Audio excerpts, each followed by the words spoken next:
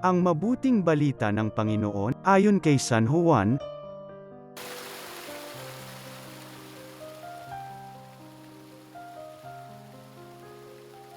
Noong panahong yun, malakas na sinabi ni Jesus, "Ang nananalig sa akin ay hindi lamang sa akin nananalig, kundi pati sa nagsugo sa akin.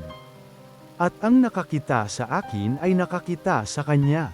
Ako'y naparito bilang ilaw ng sanlibutan, upang hindi manatili sa kadiliman ang nananalig sa akin.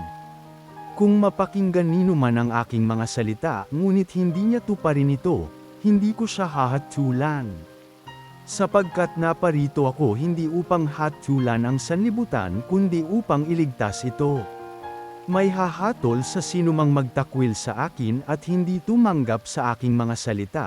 Ang salitang ipinahayag ko ang hahatol sa kanya sa huling araw.